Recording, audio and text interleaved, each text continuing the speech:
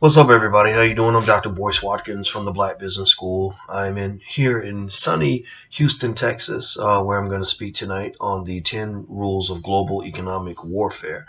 It's a fun speech that I put together that actually talks about how Black people can survive in the 21st century, understanding economic issues, how money and wealth are used to either liberate you or to destroy you and enslave you.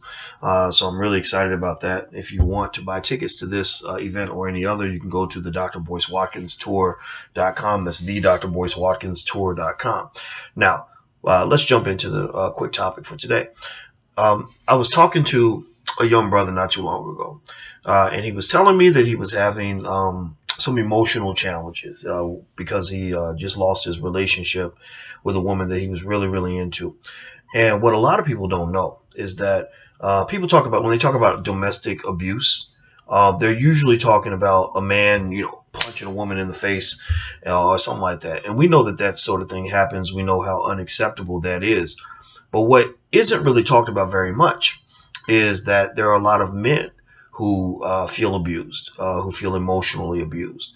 Maybe it's not so much physical, like I'm gonna beat you up, but just you give your heart to a woman and she berates you and attacks you and talks bad about you and tells you what's wrong with you, and the unspoken truth of that is that that can affect a man's self-esteem.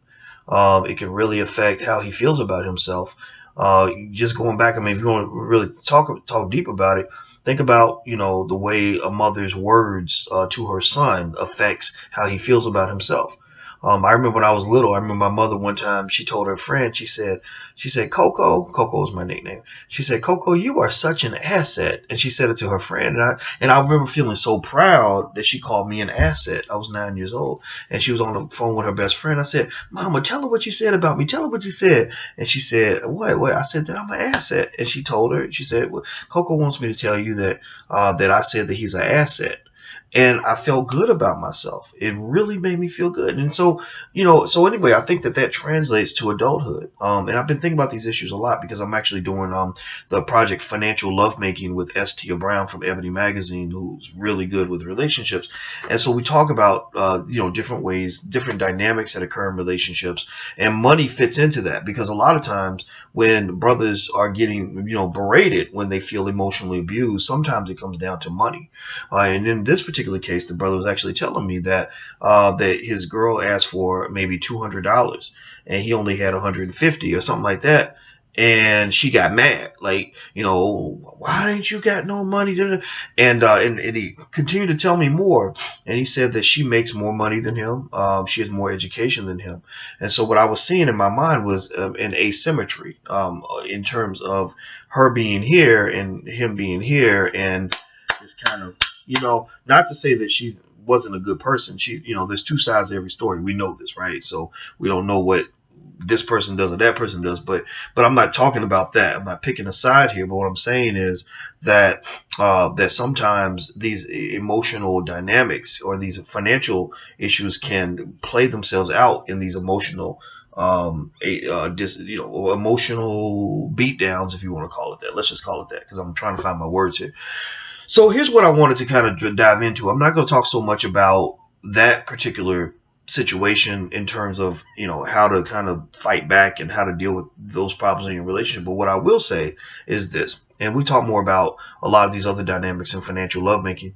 When you go through emotional disappointments, and that's what the brother was feeling. He said, she left me and I'm breaking down. It's very, very difficult. And I told him, I said, look, you have a lot of emotional energy right now. And the best thing for you to do with your emotional energy is to fall in love with yourself as much as you love that woman. You really were into this woman, and that's a wonderful thing. That makes you a good man. But you can't control what somebody else is going to do. You can't control how she's going to react to you. You can't decide if she's going to come back. That's going to be her decision. But what your decision can be is to focus on building you. You got free time. You don't, she doesn't need your money anymore because she's off doing, she's wherever she's at. So that gives you the ability to save. He moved back in with his parents. I said, well, now your bills are lower. You can save your money. And then when you save your money, you can build a business. You can develop yourself as a man. Right? Because a lot of times the inability to provide, this is why I talk extensively about black men and making sure if you have a son, you have to teach him how to have his own business, because a black man's ability to provide resources when they're needed affects how the woman and how his children look at him, how they treat him. And so, and sometimes they may do the emotional beatdown and not even know they're doing it. They're just reacting instinctually to the fact that they're stressed out now because the person they're depending on is not able to give them what they need. Right. So, ultimately what I would just generally say, and honestly, I mean, you can even almost say it's almost like a man having a little penis or no penis at all. Right. Like the woman's going to be mad, but, and it might not be his fault, but she's going to be mad. Like, dang it, So anyway, so moving back to this, what I did say to him is, I said, your goal at this point in your life is to just make yourself a better man, whether you're becoming a better man for her or a better man for somebody else.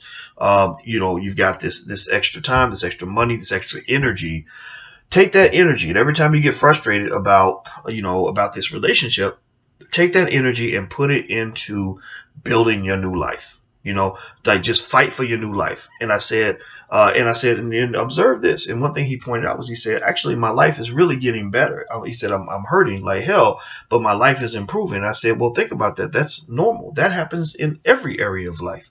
I said, if you were an athlete, if you're a football player, the guy I think he played football at one point. I said, if you're a football player, usually the more pain you go through in practice, the better of a player you're going to be. The more pain you're experiencing when you're training, the more games you're going to win. So, and also the more games you're winning, there's a good chance that there's more pain that you're enduring, more pain you're overcoming, because you have to remain focused in the face of adversity, pain, and distractions, right? So pain and gain are hand in hand. Pain and gain are siblings of one another. They are evil twins. When you have one, you usually have the other. So if you embrace one, you must understand the other is going to come with it.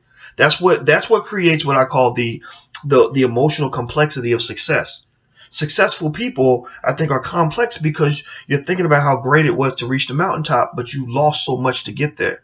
When I think about my life and I think about the success that I've had, I feel great about it, but it's a mixed emotion, because I almost want to break down when I think about how hard it was, how much I've lost along the way, in terms of whether it's relationships or whether it's money, whether it's just stress, whether it's just all these things I had to give to get what I got. So ultimately, what I would just say to anybody, if you have a loss, or if you have pain, or if you have a disappointment, or if you have anything that's throwing you off your game, take that energy, that frustration, and apply it to building your new life. And that way you can, at least if you're going to go through it, you might as well gain from it. So reinvest that energy. Don't just let it just sit there and tear away at you. Take that energy, put it into your new life, and then what will happen is, a few months, few years down the line, you'll look back and you'll say, wow, that was the toughest thing I ever went through, but man, my life is so much better now because of it. So keep that in mind. This is part of what we discuss in financial lovemaking. ST Brown and I, we're actually developing this program now as kind of, dealing with the emotions of money, the emotions of love and money and all that stuff. So it's actually something that's really a lot of fun to do. But anyway, I'm about to get out of here. Don't forget, if you want to go see any of our events, you can go to the drwatkinstour.com. If you want to, and we're going to Vegas and New York City after we leave Houston. Also, don't forget, Dame Dash and I are going to be releasing the film Too Honorable over the next few months.